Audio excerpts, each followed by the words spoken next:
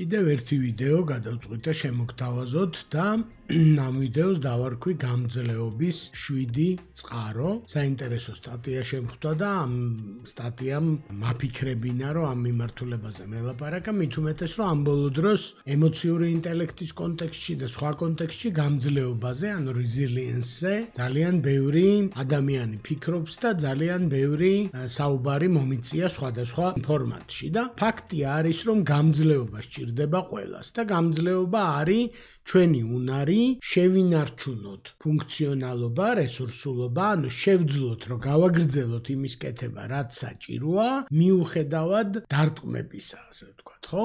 და მოკლედ გამძლეობა არსებობს 3 კატეგორიის, ეს არის ბიოლოგიური გამძლეობა, მენტალური გამძლეობა და სოციალური გამძლეობა.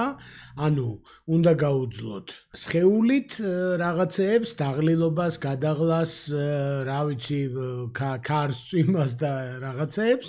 ასევე მენტალურად უნდა გაუძლოთ რაღაცეები, ცუდი რამეები ხდება ცხოვრებაში და სოციალურად ურთიერთობებშიც, რა თქმა უნდა, არის წყარო შეტევების, რაღაცა ნეგატივების, რომელსაც გაძლება უნდა, ხო? გამძლეობის გამომუშავებაზე არ დავკონცენტრირდებით ამ ვიდეოში, მე მინდა ვილაპარაკო, რომ საიდან მოვიტანოთ ეს გამძლეობა, რა, ანუ გამძლეობა რო გვჭირდება, ხვდებით, რაში გვჭირდება და რატომ გვჭირდება, ამასაც ხვდებით და აი ვისაც აქვს ეს გამძლეობა, მოკლედ საიდან მოაქვს ეს გამძლეობა, ამაზე გადავწყვიტე, რომ ეს პატარა ვიდეო გამეკეთებინა, ესე იგი. სულ 7 რაღაცაზე ვილაპარაკებთ, ესე იგი, ეს არის 7 ძირითადი წყარო და ძალიან კარგი იქნება, რომ დააკომენტაროთ თქვენი გამოცდილებით, როგორ არის, თქვენ როცა გასაძლები გქონდათ რაღაცეები და გადასატანი, თქვენი გამოცდილება ამ შვიდეულს ეყრდნობოდა თუ სხვა წყაროებს მიაგენით, ესეც გამიზიარეთ. მაინტერესებს, რა თქმა უნდა. პირველი, ესე იგი, საიდანაც მოდის გამძლეობა, ეს არის საქმის არსი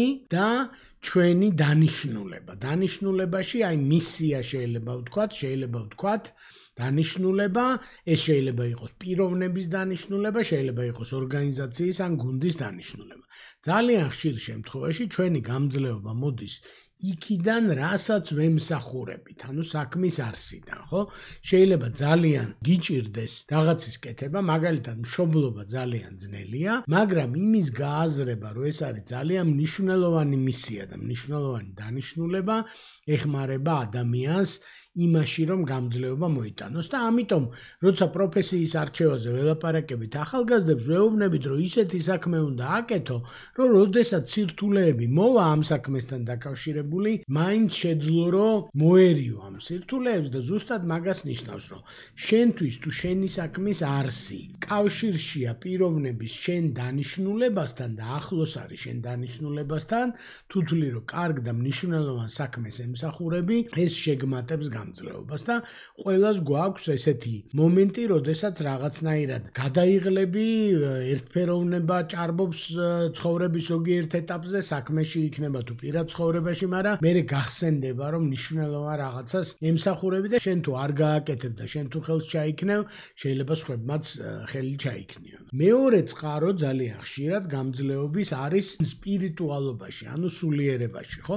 ეს შეიძლება რელიგიური კუთხით გავიგოთ რელიგიურმა ადამიანებმა, მაგრამ შეიძლება არარელიგიური კუთხით გავიგოთ. სპირიტუალობა ზოგადად აღწერენ როგორც იმის რწმენა, რომ ჩვენზე დიდი რაღაცა არსებობს, რა. სპირიტუალობის მაგალითია პატრიოტიზმი, როცა თვლი, რომ ქვეყნის ინტერესები უფრო მაღლა დგას. სპირიტუალობის მაგალითია, როცა თვლი, რომ კაცობრიობის ინტერესები, როგორც ერთიანი ორგანიზმის, ასე ვთქვათ, უფრო წინ დგას. სპირიტუალობის მაგალითია პლანეტის ინტერესებზე ზრუნვა, ასე ვთქვათ და მოკლედ ეს პირველ აი ამ დანიშნულების თემასაც უკავშირდება, რომ სპირიტუალური პრაქტიკები და ადამიანები, ვინც სპირიტუალურ პრაქტიკებს მისდევს, ეს იქნება რელიგიური სპირიტუალური პრაქტიკა თუ არარელიგიური, შეიძლება მედიტაცია იყოს, შეიძლება ლოცვა იყოს, შეიძლება იყოს სამყაროსთან და ბუნებასთან ერთობის რაღაცა ძალისხმევები, ჩვეულებრივ უფრო გამძლეებია ეს ხალხი და ბევრი ისტორია გვსმენია ბერებზე, მოღვაწეებზე, სპირიტუალურ მოღვაწეებზე, რომლებიც რაღაცნაირად ამაღლდნენ და ამ ამაღლებმა, სულიერმა ამაღლებამ ამ ხალხში გამძლეობის რაღაცა სასწაულები გამოიწვია, ხო? ჩვენც შეგვიძლია, შეიძლება იმ მასშტაბში არა, მაგრამ ნაბიჯები გადავდგათ აქ მიმართულებით. მესამე წყარო არის კოგნიტიური, ანუ ცნობიერებითი და ემოციური მოქნილობა, ხო? ანუ ცხოვრება თუ დარტყმებს გამოუშვებს ჩემი მიმართულებით, მე თუ მზადა ვარ ცვლილებისათვის, მზადა ვარ რომ რაღაცას გადაუხვიო და მე დაუბრუნდე წინასწარ გზას, ან მზადა ვარ რომ ემოციურად რაღაც ემოციებს შევხვდე, ასე ვთქვათ, როგორც სტუმრებს და როგორც ნაწილს ცხოვრების, ანუ მოქნილობა თუ მაქვს, agility თუ მაქვს ცნობიერებაში და ემოციურობაში ეს დამეხმარება რომ გამძლევიყო, ხო? აი თქვენ იცით ალბათ რომ ცათამბჯენებს, იმიტომ რომ ქარს და მიწისძვრას გაუძლონ, აძლევენ საშუალებას რომ იქანაოს, იმოძრაოს, ხო? ანუ ჩვენ ვამბობთ რომ რაც უფრო მყარ სტრუქტურას შექმნი შენ ცნობიერებაში და ემოციებში, მით უფრო ძნელი იქნება რომ დარტყმების შედეგებს გაუძლო. და ამიტომ ჩვენ ვამბობთ რომ ყველაზე გამძლე ადამიანები ურყევები კი არ არიან. პირიქით რყევის უფლებას და საშუალებას აძლევენ თავის თავს, ეს არ ცulis, ასე ვთქვათ, მათ გამძლეობას და მათ სიმტკიცეს, ხო? სანამ გავაგრძელებთ ამაზე საუბარს, გამძლეობის წყაროებზე, მადლობა გადაუხადოთ ამ ვიდეოს სპონსორებს. სანამ თემას დაუბრუნდებით, ერთი სათხოვარი უნდა გაგიზიაროთ. Flowmaster-ის YouTube არხის და ამ ვიდეოს სპონსორები არიან ჩვენი პრაქტიკული ტრეინინგების დამკვეთები და მონაწილეები. მენეჯმენტის, პროექტების, ბიზნეს კომუნიკაციის, ხელოვნური ინტელექტის, საოფისე უნარების მიმართულებით. მინდა გთხოვო, შეხვიდე ვიდეოს აღწერაში და შეგვივსო ფორმა, სადაც გაგვიზიარებ რა თემებზე გაინტერესებს და გჭირდება ტრეინინგები შენ და შენს ორგანიზაციას. ჩვენ ტრეინინგების ყველა დეტალი ასევე არის ჩვენ საიტზე flowmaster.g. დარეგისტრირდი და შემოუერთდი უახლოეს ჯგუფებს. გავაგრძელოთ საუბარი გამძლეობის 7 წყაროზე და მეოთხე წყარო არის ტვინისა და სხეულის ჯანმრთელობა.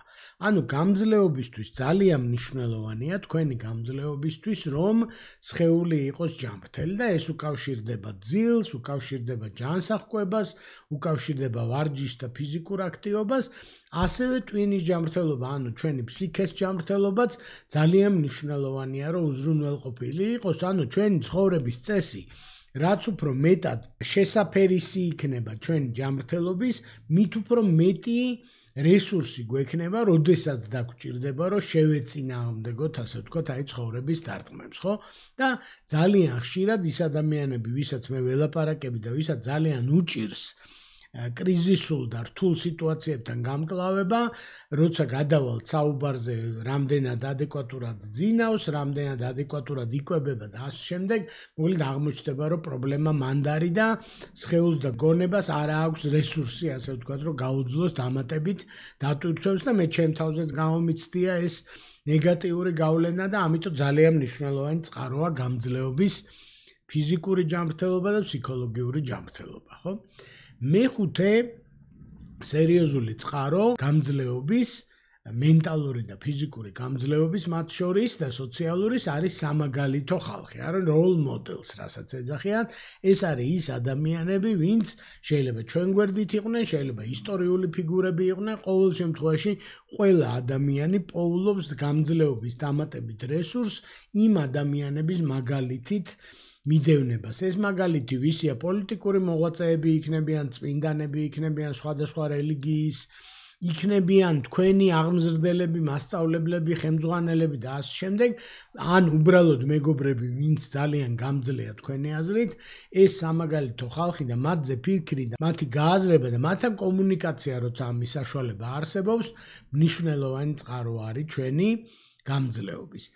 მეექვსე წყარო ჩვენი გამძლეობის არის სოციალური მხარდაჭერა. ნათქვამია, რომ შენი ცნობიერება არის უღრანი ტყეო და იქ მარტო არ წახვიდეო და ადამიანი არ არის მარტო ბრძოლისთვის შექმნილი. ჩვენ ვართ სოციალური არსებები და ჩვენ გვჭირდება სოციალური მხარდაჭერა. ჩვენ გვჭირდება მეგობრები, ჩვენ გვჭირდება თანამოაზრეები, ჩვენ გვჭირდება მენტორები, მასწავლებლები, მიმდევრები, მოსწავლეები და ასე შემდეგ, ხო? ყველაზე გამძლე ადამიანები თავის გამძლეობას ნაწილობრივ თავისი სოციალური წრიდან იღებენ და სოციალურ მხარდაჭერას იღებენ და ამაში არაფერი დასაძრახი არ არის, პირიქით სისუსტის ნიშანი კი არ არის, ძლიერების ნიშანია ის, რომ ადამიანს შეუძლია დახმარება მოითხოვოს და მადლიერებით მიიღოს და ეს მნიშვნელოვნად გაგაძლიერებთ და მეშვიდე წყარო გამძლეობის არის, რომ თქვენ თვითონ მიაგნოთ თქვენ შიშებს და წინ აღუდგეთ, ასე ვთქვათ, ანუ ნაბიჯი გადადგათ ამ შიშების დასაძლევად და ამაზე ძალიან ბევრი მისაუბრია ჩემ მეგობრებთან, ბევრი წამიკითხავს და მე თვითონ ძალიან ვცდილობ, რომ ის შიშები, რაც გამომყვა, ასე ვთქვათ, ბავშვობიდან რაღაცა წუხილები, შფოთვები, შევეცადო, რომ რაღაცნაირად დაუმტკიცო ჩემ თავს, რომ არ არის საშიში ისეთი, როგორიც მე მეჩვენებოდა და ესე იგი ესეთი გამოთქმა არსებობს, რომ არაფერია საშიშიო ცხოვრებაში თვით შიშის გარდაო. There is nothing to fear except fear itself, ხო? ანუ თვითონ შიში რო გააქვს და ამ შიშს რო დაატარებ, ეს არის ყველაზე საშიში ამბავი და ამიტომ გამძლე ადამიანები ცდილობენ, რომ თავის შიშებს გაემიჯნონ რაღაცნაირად, შეებრძოლონ და დაამტკიცონ და ხშირად აღმოჩნდება, რომ ის შიში, რომელიც თქვენ მოგაქვთ ბავშვობიდან თუ ახალგაზრდობიდან თუ საიდანღაც, საქმეზე რომ მიდგება და წინ რო აღუდგებით, თვალებში რო ჩახედავთ, აღმოჩნდება, რომ არც ისეთი საშიშია, ესე იგი, როგორც გვეჩვენებოდა. ეხლა პრაქტიკულად რა შეიძლება რომ გავაკეთოთ ეს ცოდნა, როგორ გამოვიყენოთ? პირველ რიგში მოიწონეთ ეს ვიდეო და გამოიწერეთ ჩვენი არხი YouTube-იც და ჩვენც ამითი ვხვდებით, როგორი ვიდეოების მოსმენა გინდათ მომავალში და კვირაში ერთხელ ვათავსებთ ახალ ვიდეოს ჩვენ არხზე. გაანალიზეთ თქვენი გამძლეობა, აი ესე იგი ამ 7 მიმართულებით, რამდენად გამძლე ხართ, რა სიტუაციებში ხართ გამძლე, რა სიტუაციებში არ ხართ გამძლე, დაფიქრდით, საიდან მოვიდა ის გამძლეობა, როდესაც თქვენ ამაყობთ თქვენი თავი წარსულში, რაც აქამდე გამოიჩინეთ, ის გამძლეობა საიდან მოდიოდა, იმიტომ რომ იმავე წყაროდან მოვა მომავალი გამძლეობა. დაასახეთ გაუმჯობესების მიმართულებები, შეიძლება უფრო უკეთესი სოციალური მხარდაჭერა გჭირდებათ. შეიძლება შიშებს უნდა შეებრძოლოთ, შეიძლება ფიზიკური და ფსიქოლოგიური ჯანმრთელობის კუთხით გაქვთ სამუშაო, შეიძლება სამაგალითო ხალხთან გჭირდებათ კომუნიკაცია, მოკლედ დაასახეთ გაუმჯობესების მიმართულებები და იფიქრეთ, საიდან შეიძლება მოვიდეს თქვენი გამძლეობის დამატებითი ენერგია და ამ გეგმას რო დასახავთ, შეუდექით ყოველდღიურ ვარჯიშს. მარტო ის კეთდება, რაზეც ყოველდღე დაიხარჯება თქვენი დრო და თქვენი მენტალური და ფიზიკური ენერგია. შედეგები აუცილებლად დადგება, ეტაპობრივად, მაგრამ აუცილებლად დადგება. სულ ეს იყო, რაც ამ ვიდეოში მინდოდა მესაუბრა. მადლობა ყურადღებისთვის და მალე შევხვდებით შემდეგ ვიდეოში.